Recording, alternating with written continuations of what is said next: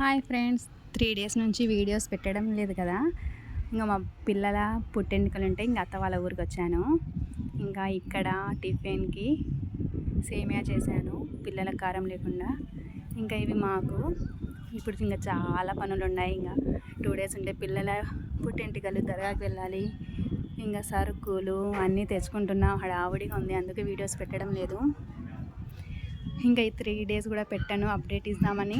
ఈరోజు అత్త వాళ్ళ ఇంట్లో షూట్ చేశాను.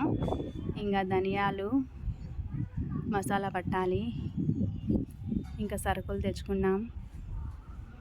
చాలా హడావుడిగా ఉంది. 5 పిల్లలకు పుట్టెంటుకలు, మా పిల్లలకు, మా మరిది పిల్లలకు. ఇందులో కొబ్బరి, ఇంకా రవ్వ అవన్నీ ఉన్నాయి. ఇంకా ఈ మూటలో కూడా సరుకులు ఉన్నాయి. ఇంకా ఆయిల్ డబ్బా, ఇంకా మా తోటి కోడలు వాళ్ళ అమ్మ వాళ్ళు కొబ్బరి కట్ చేస్తున్నారు మసాలాలకి. ఇంకా పిల్లలు ఆడుకుంటున్నారు.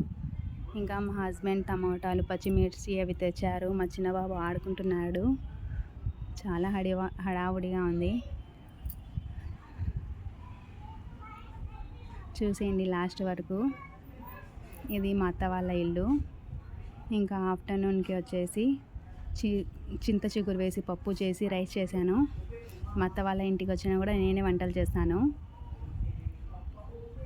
ఇంకా ఇందులోకి రైస్ ఇంకా అయిపోతాను. ఇంకా ఆఫ్టర్నూన్ తినేసి ఇంకా పచ్చిమిరపకాయలు ఒలుచుకొని, తెల్లగడ్డలు వంచుకొని ఇంకా రెడీ, హడావుడిగా ఉంది. ఇంకా మసాలాలు పట్టించుకోవాలి.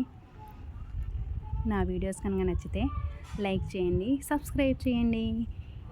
నేనే ఒలుస్తున్నాను ఈ పొట్టంతా, ఓకేనా.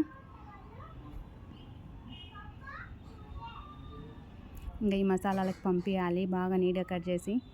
Thank you for watching. Bye.